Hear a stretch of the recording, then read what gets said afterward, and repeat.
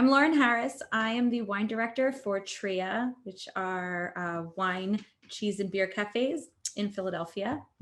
We focus on these delicious fermented pieces, but also have a heavy focus on education for our team and for the public. So I'm excited to chat with you about all things sparkling this evening, this afternoon. It's 4 o'clock where I am. So let's get started. Beautiful, beautiful bubbles. Sparkling wine is the beverage whose telltale bottle opening sound implies someone is celebrating. Although I'm a firm believer that bubbles should be imbibed all the time without special occasion. Sparkling wines are phenomenal food wines because they have a great acid, but these days, bubbles for breakfast. Effervescence has been observed in wine throughout history and has been noted by ancient Greeks and Roman writers, but the cause of the mysterious appearance of bubbles was not really understood.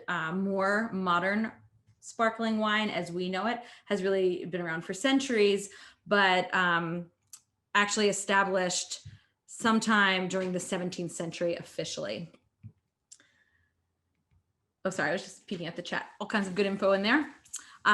Okay, now Bubbly is made around the world using, we're gonna generalize with 2 main methods. There's method champenoise, which is the way you make champagne, and Charmont, the way you make Prosecco. All of these sparkling wines are made from early picked grapes from cooler climate regions. So before we dig into the geeky process, let's quickly talk about what happens during fermentation. It makes it all make sense. So the fermentation equation is sugar plus yeast equals alcohol plus CO2.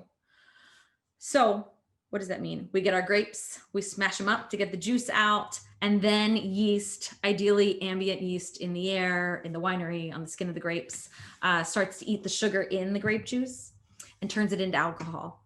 And when we're making still wine, the lid's off and the CO2 gets released. So with still wine, yeast eats sugar, turns it into alcohol, and then bye-bye bubbles. With sparkling wine, we put a lid on that, we keep the CO2 in, we keep the bubbles, and that's how we get sparkling wine. Painting that process, obviously, with a very broad brush. Sparkling wine happens to still wine. So you always start with a still wine. So it's an additional fermentation. It's a secondary fermentation, which is sparkling wine speak. This happened maybe not first ever, but most famously in the Champagne region of France. Because of the cold weather experienced in Champagne during the winter, the process would be prematurely halted, kind of leaving residual sugars and dormant yeast in the bottle. So yeast needs warmth to get cooking. So for it to get its juices going to eat the sugar, it has to be warm. And when it would get too cold, the yeast would stop eating the sugar in the juice and take a nap. So those yeasts and those sugars would fall to the bottom of the bottle and just kind of hang out until it got warm again. And then those sugars and yeast would re-ferment once the bottle reached warmer temperatures in the spring, causing carbonation in each bottle, hence sparkling wine. So this all happened kind of in one bottle process by accident. But today we're fortunate to have even more beautiful bubbly at our fingertips than ever before, made in an array of styles from several fun grapes from dozens of amazing places. They make sparkling wine all over the world. So the most famous and probably the most important is method champenoise, which is how they make wine in Champagne. But like I said, they can use this method all over the world. But to call a wine champagne, to have champagne written on the label, it has to come from a very specific place in France, and it has to go through this method champenoise protocol. So this is also called the traditional method. And if you're ever shopping in a store and you see champagne, which carries its own hefty price tag, and you see method traditional on a label, that'll indicate to you that it's been made the same way. So it's a little bit of a hallmark quality stamp on the way the wine's been made. But let's talk about what that means. So wine historians believe that the first sparkling wine was actually produced not in Champagne, but in the south of France, in Limoux, which is in the region of the Languedoc. I think in like the 1500s, there were monks at an abbey in Saint Hilaire, but it was the monks in Champagne, like Dom Perignon, who kind of perfected the traditional method in the 1600s. So this has been going on for a long time. Other famous wines made in this style, aside from Champagne, are Cava, or if you ever see Cremant on a label, Franciacorta, Italian sparkling. These wines coming from Spain, other places in France and Italy, Cremants from all over the world really, are all made with this traditional method. So you start with your still wine, and then there's this time-consuming, very expensive production method that involves the secondary fermentation, the one where we get the bubbles, in each individual bottle, as opposed to a large tank, which is another scenario we'll talk about in a minute. So at bottling, so we have our still wine. We add a little bit of yeast and sugar into it to kind of get things cooking. And then the bottles are aged sur lie, on their lees. So we've got a still wine, we add sugar and yeast, and the yeast starts eating the sugar. And when it does that, you get alcohol and bubbles, but it also, you have spent yeast cells that'll fall to the bottom of the bottle. We call those lees instead of spent, or some people say dead yeast cells. The lees impart these lovely toasty aromas, complexity to the wine. So they're the spent lees hang out in the bottle, and then this kind of creates an enzymatic reaction, making the sparkling wine creamy and more robust and textured, and it gives all the beautiful complexity that when you experience in Champagne, kind of that toasty element. Then the bottles are riddled, gently shaken, usually just kind of turned after the fermentation happens, which then slowly forces the lees that were in the bottle down to the neck of the bottle. And then they flash freeze this. We've got all the dead yeast cells in here. They flash freeze it, and then they pull them out. That's called disgorging. They do this before they put a final cork on and a cage on top to hold the bubble, to hold the wine in, because it's carbonated. And this method is the creamy, elegant sparkler whose CO2 bubbles probably feel very small and delicate on your tongue. This is how you make champagne, but you can make wine this way all over the place. The other method would be the Charmont method. Cheers, just peeking at the chat. Would be the Charmont method. This was developed by a French winemaker, Dr. Charmont. He got to name it after himself. This method allows wine to undergo that secondary fermentation in a large tank before bottling. So with the Champagne, the secondary fermentation happened in the bottle. And with Charmont, or tank method, it happens in the tank. There's no riddling, there's no hanging out with the yeast cells, the lees. You have this already sparkling wine, and then you bottle it under pressure to maintain the effervescence. And this method, mainly used in the production of Prosecco, is less expensive and easier, less time consuming than the Champenoise method. So it makes the wines a little bit more approachable as far as the price tag is concerned.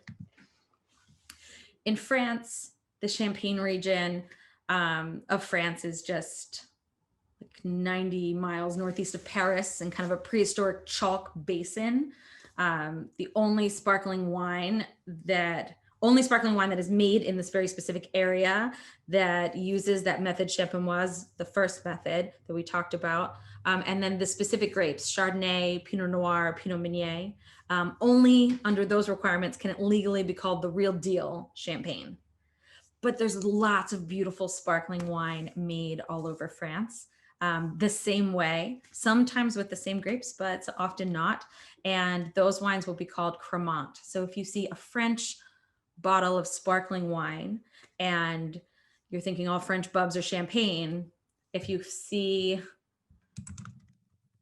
Charmont on the label, great value, usually a lot less expensive than champagne. You could see Charmont, de Loire, from sparkling wines from the Loire Valley, Cremant d'Alsace, Cremant de Bordeaux, Cremant de Bourgogne. There's Cremant from everywhere in France, which is, again, it's a very careful, thoughtful process of making the sparkling wine.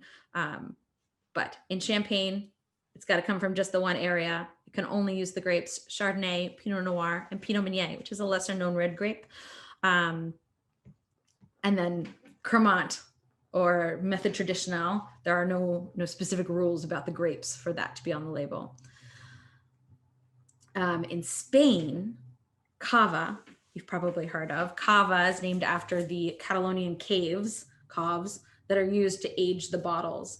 They're made Method Champenoise. These Method Champenoise sparklers are mainly made in the Penedès region in the north of Spain.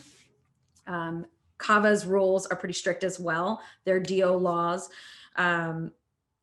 regulate what grapes get used, and some of the grapes are the same as Champagne, but they have ones that are not as well. So you see Xarel·lo and Parellada and Macabeo, but you also see some Chardonnay and Pinot Noir and Trepat. Pinot Noir and Trepat are the two red grapes that they allow in the mix. So Cavas, while made the same way that you make Champagne, are not using the same grapes necessarily. So that's kind of what sets them apart. Stylistically, they taste different as well, but they're made the same way. And then in Italy, you've got sparkling wine, you've got Prosecco, again, probably the most well-known, Asti, Lambrusco. So Prosecco's from the Veneto, you have Asti from Piedmont, Lambrusco from Emilia-Romagna. These are probably the most well-known sparkling Italian wines. And Prosecco and Asti are using that Charmont method, that tank method. So it imparts really fun, bright, fruity flavors, but less of those complex, yeasty, bready flavors that we'll get from Champagne. Other parts of the world, you have Germany's well known for Sekt, which is a category. I'm going to type that word into the chat too. Germany's well known for Sekt, which is a category of sparkling wine using the Charmont method, the Tink method. But in Austria, very close by, Sekt is made using Method Champenoise. So you have to be careful what country you're looking at when you see SEKT on a label. There's a lot to keep track of for sure, but it essentially boils down to kind of those two, major kinds of bubbles. You've got your still wine, and then it has to go through the secondary fermentation. That can happen in a bottle and then hang out with the lees and get all toasty and complex and fun, maybe a little serious. Or it can happen in a tank and then there's no lees action. It's just kind of fun, bright, and fruity. Either way, the bubbles are delicious and celebratory and happy and don't need to be opened for a celebration. Going to toast you all. I don't know if you guys have sparkling in front of you, but cheers. I think a good tip for sparkling wine consumption is to not always put it in a flute. If you have any glasses that have a wider opening at the top, I mean, you don't necessarily want a big bowl, but it can help you smell the wine a little bit better if there's some stuff going on. Minnie from Face, is one region known for sweeter wines? Also, what does dry mean? It's a great question.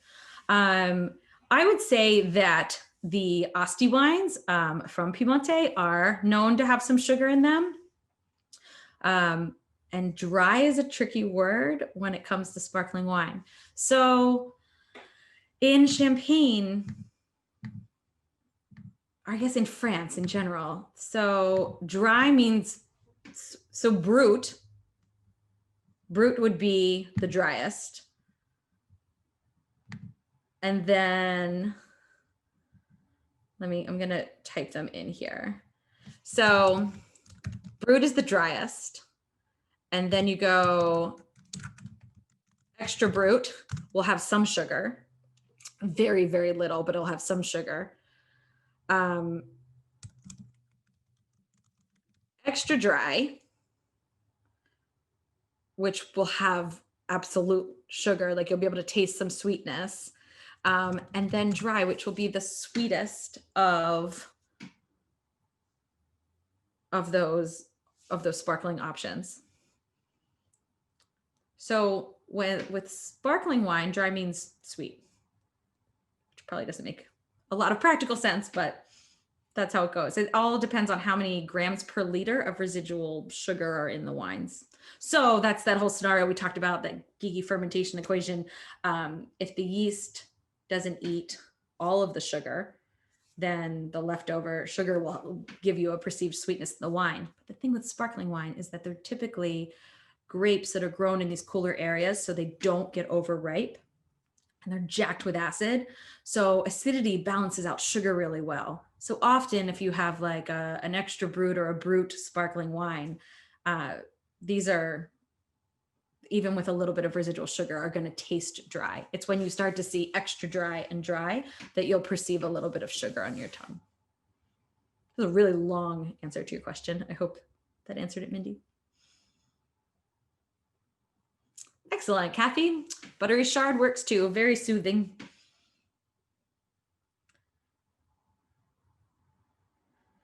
Yes, it's completely confusing, the dry reference on labels. So with wine is inherently fermented dry.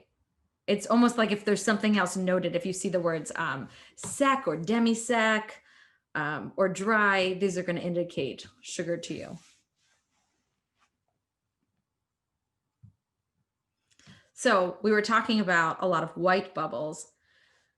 Pink bubbles are super fun too, and definitely having a big moment in the US market, which is fun. I think all things pink really are. What's funny to think about maybe in champagne is that champagne is made with a white grape and 2 red grapes, but a lot of champagne is clear juice or pale gold, like this color. This could be made entirely with Pinot Noir or Pinot Meunier, which are both red grapes. They just don't let the skin have any contact with the juice. So a fun dynamic of champagne are these red grapes and some of these red fruit notes being incorporated into a white sparkling wine without any tannin or any of that skin texture. Annie from Facebook Live, is there any way to store an open bottle of champagne after it has been open to keep freshness? For a short period of time. I like these. I have 2 different stoppers here. So there's these guys, which I think you see more often. There's like a rubber piece here, and then these come and clamp down around the ridges at the top of the bottle. They work great, and they could buy you a little bit of time, probably not a lot more than an overnight. These tend to work, for me, tend to work a little bit better when you kind of have more of a nipple on the underpiece, and then it comes down, seals a little bit harder, and then this piece comes underneath. If you see one of these, like the lever and the piece that goes into the bottle, I think they are a little bit more effective. But essentially, it depends on how much is out of the bottle. If you opened the bottle here, capped it, you probably have more time. If there's a glass left and you capped it, it still could be flat with one of these stoppers. Any suggestions for making a sparkling wine cocktail? You can add sparkling wine to almost any cocktail. I love adding sparkling wines, particularly if the sparkling wine has a little bit of sugar, or maybe you open one and you're thinking, this isn't knocking my socks off on its own. Sparkling wine with a little bit of a Blanc vermouth and some bitters is nice. Kind of variation riffs on champagne cocktails. I mean, there's the very classic application of juice. My family's favorite thing to do is put cranberry juice into sparkling wine this time of year and calls it poinsettias. But I think even just on any cocktail that you want to add a little brightness to, the acidity and the bubbles kind of give everything a lifted spirit.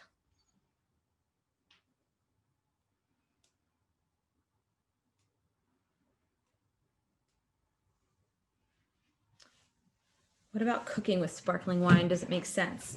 I don't think so.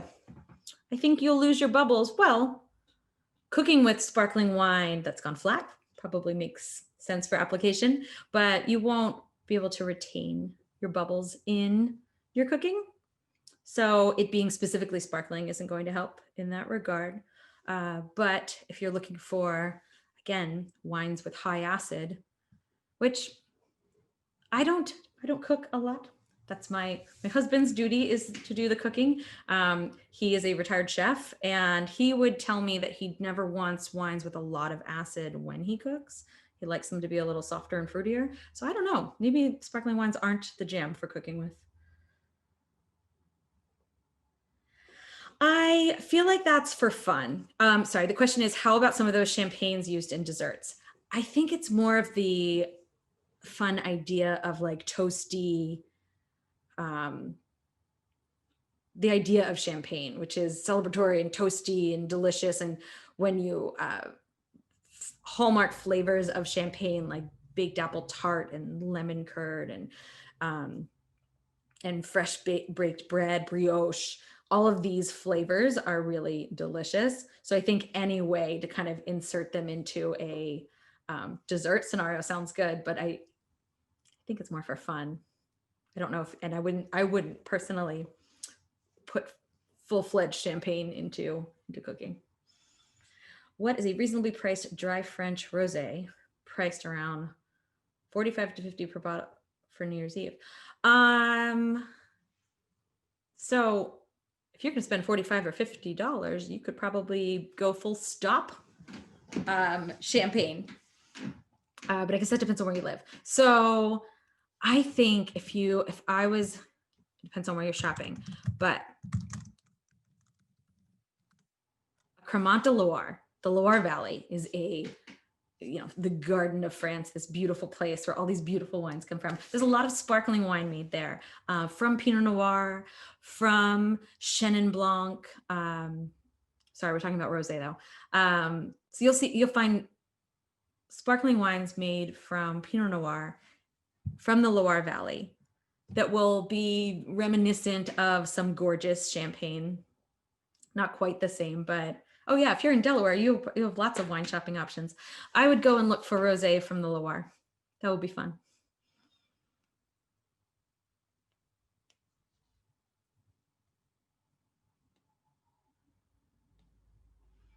But I think the key to values for shopping in a store, wherever you are, look for Cremant on the label. That'll give you that quality hallmark. That means it's been made the same way that you make champagne. It went through all of that process. It has all that complexity, even if it's not made with the same grapes. And Cava is a really great sparkling deal. I mean, Cava has to be made through that process. So if you can find inexpensive Cava, and sometimes you can, Cava is a great value. Are there any regions that produce champagne? I think you just mean like sparkling wine. That surprised me. Not anymore. Maybe a while ago. I feel like sparkling wine has become more ubiquitous, which is cool. I get excited when a producer I didn't know made sparkling wine makes one. I've seen cool sparkling wine out of South Africa recently. They're huge a lot of those producers are huge Francophiles, so there's a lot of reverence to French winemaking style in South Africa. From California, for sure. I think that sometimes wines made domestically are more expensive than imports, though. Beautiful sparkling coming out of Oregon, Washington State. And then you might also see, we should briefly talk about, there's kind of the natural wine movement, or I don't know, people don't like to put labels on all of those pieces, but the way I was talking about the discovery of sparkling wine, how it happened, which was kind of just within the one bottle. So it became, the wines were put away and they were meant to ferment in the bottle, and it got too cold, so they stopped. So part of the fermentation happened, and then it kicked off again. So it's partially fermented and then ferments again. So re-fermenting the wine when it was partially sparkling. This method, ancestral, has nothing added, nothing really taken away. You might also see the term petnat or pétillant naturel on a wine label, which are really fun. You're seeing those come out of everywhere. You would see it abbreviated like this. Petnat, which is a cute nickname for sparkling wine. You'll often see those bottles with a crown top, like the way you would see on a Coca-Cola bottle. And they're not meant to necessarily age. It's kind of pop it and have a good time situation. But there's a lot of producers in California and Oregon and even locally that are on the East Coast that are starting to make really fun sparkling wines that way.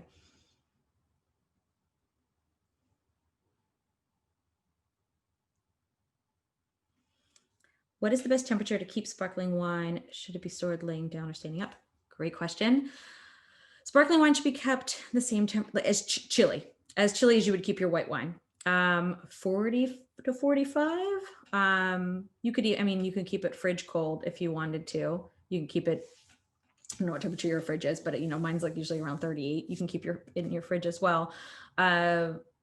Sparkling wine, you don't want to get too warm. You don't really want to let any wine get too warm, but the corks will pop off. The wines will open up and go everywhere. If you've ever kept a sparkling wine in your trunk for too long, or seeing them get shaken up a little bit, and then the corks pop and the wine goes everywhere.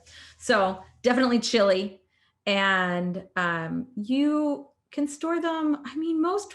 The idea with storing wine laying down as opposed to standing up, particularly if it has a cork, is that you're letting the wine kind of keep the cork moisturized. Probably not the actual, the official term, but you don't want the cork to dry out all the way, because when it dries out, it shrinks, and then more air is getting in, and the wine could turn. So ideally, you keep your wines like this, particularly if it's champagne. But it depends on for how long. If it's for a week or two and you're going to pop it, you can keep them standing up. No worries.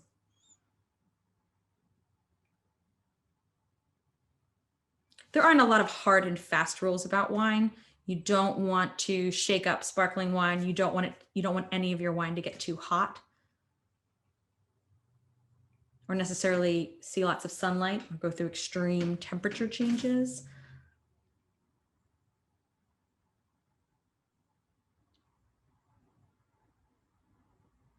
You guys have any other questions for me?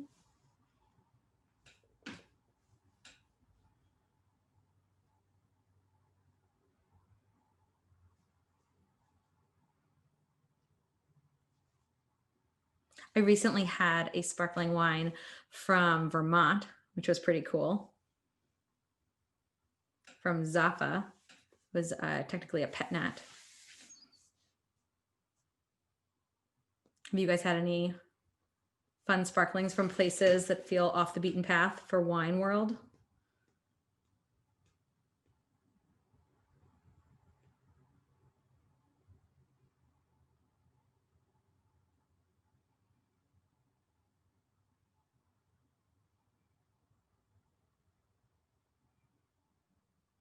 All right, well, if you don't have any other questions for me, thank you for joining me this evening.